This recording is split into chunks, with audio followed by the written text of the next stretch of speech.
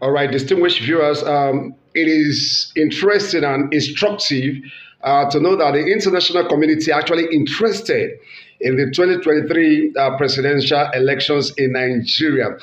So much so that Al Jazeera had to do a documentary on the possible candidates that will win the 2023 presidential election. See, I will play the video just now and I go live for you.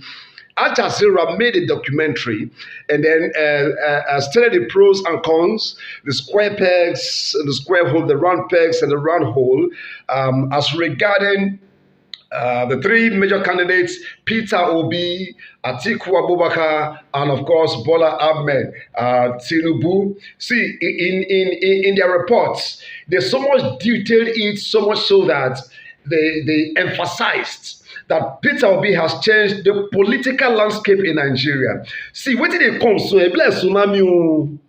See, I don't go lie for you now, bro. It be like tsunami.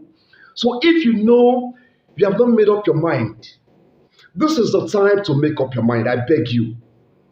Voting for Peter Obi will meet that your earnest yearning, that your earnest desire to end the old politicians, to end the era of the old politicians. Because if Obi win now, by the time he finished first and second time, it will be 8 years. Before the 8 years, all them Atiku and Tinubu, they don't leave the political space. So much so that young bloods will begin to infiltrate into the leadership of this country. See, no, bro, you see that they campaign for Atiku, you see that they campaign for Tinubu. And all of us, I clamor for not too young to run that time. Never to take years. What did happen to you that, no, bro?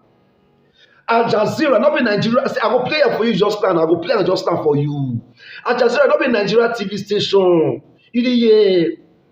But they went as far as having a documentary, that pinpoints the possibility of Peter Obi emerging, a documentary that detailed how Peter Obi has changed the political landscape, a documentary that detailed the yearnings and the aspirations of Nigerians. Another country like they swallow your panadol for you, and they campaign for Atiku, they campaign for Asiwaju. What did they happen to you now? No, brah. I go play the video, I beg watch.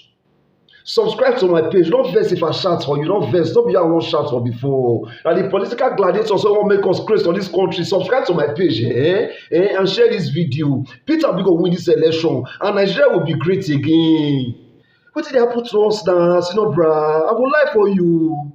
Let's talk about who could be the next president of Nigeria.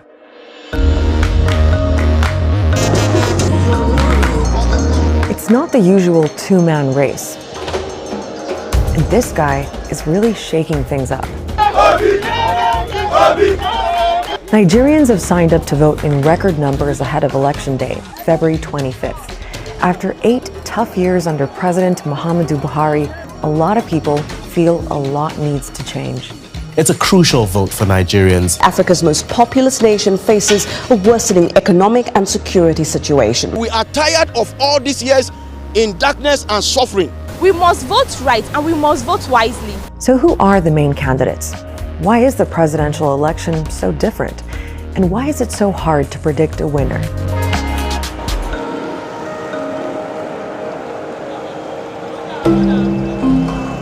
Nigeria's got the biggest population in Africa, 213 million people. Half of them are under 19, and it's incredibly diverse. It's got more than 250 ethnicities, around 500 languages, and it's more or less half Muslim, half Christian. There's also a geographical dimension to that religious split. So broadly speaking, the north is where more Muslims are from, and the south is more Christian. And this big cross-cutting mix of ethnicity, religion, and regional identity underpins a lot of Nigeria's politics. People always have a tendency to look more favorable to the person who speaks their language, who understands their culture. Now, usually, the presidential election comes down to a choice between the two candidates from the two main parties, the People's Democratic Party, the PDP, and the All Progressives Congress, APC for short. And usually, those parties field candidates that fit with an unwritten rule, where the presidency rotates between a Christian from the south and a Muslim from the north, which is what President Buhari is. So that pattern would suggest the next president should be a Christian from the south, which neither of the two main candidates are. For starters, we've got Bola Tinubu for the ruling APC. He's the former governor of Lagos, and he's from the south, although he's Muslim. Then there's Atiku Abubakar, a former vice president who's the PDP candidate. He's also Muslim, but from the north. Now, some people think that this break with the usual pattern risks making religion and ethnicity an even bigger issue in this election than usual. The vote map will look very, very ethnic as people vote along regional lines and religious lines. So everybody is either thinking in silos that, look, this is our turn, we have to support one of our own, while the young people are saying that there has to be a generational change. And what young people are thinking is a huge part of this election, because a lot of them are getting behind a third contender, Peter Obi. And having 3 front-runners is a first. Obi is a Christian from the south and was governor of Anambra State, a job a lot of people think he did quite well. And he ran for vice president for the PDP in 2019. Now he's running for the Labour Party. And even though he's in his 60s and super wealthy, he's seen by his supporters as more dynamic and more in tune with what younger people want. Unlike your average Nigerian politician who is a big man in every sense of the word, Peter Obi is regularly seen carrying his own briefcase, carrying his own bags, joining the queue at airports. This is what, so it appeals to young people. And then he's accessible. People can approach him. He doesn't move around with huge convoys like your average garden variety Nigerian politician. He has actually brought up the excitement, but importantly, he's also given the dominant party a run for their money, so they can no longer afford to sit and be docile. And one of the reasons for that is how the vote works. Because to win the presidency, a candidate has to get a majority of the overall national vote, but they also have to win at least 25% of the vote in 2/3 of Nigeria's 36 states, plus the federal capital territory, home to the capital, Abuja. That's to make sure the president has a spread of support across the country. So with 3 candidates in the mix, it's much harder for any of them to win outright. But there's another guy too.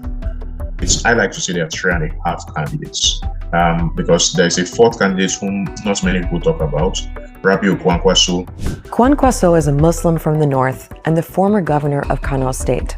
He probably doesn't have the national appeal needed to actually win, but he's very popular in the north, and that could further split the vote for the other 3 candidates.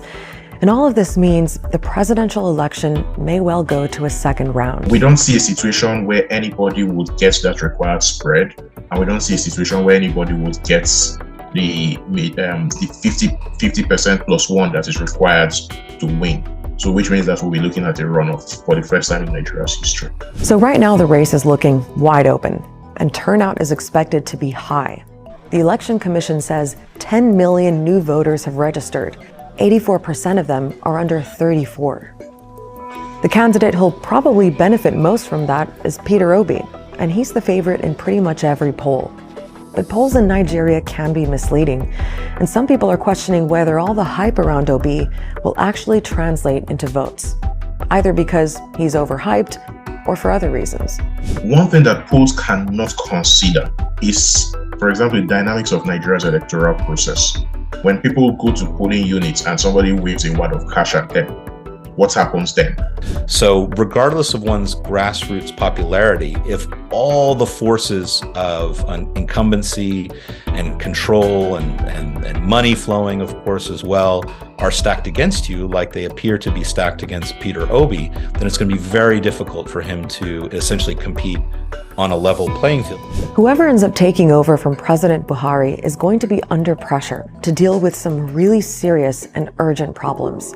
The economy is tanking, there's widespread corruption, and 40% of Nigerians live below the poverty line. And it's the poorest who are hit hardest by the major security issues, which in recent years have spread to almost every part of the country.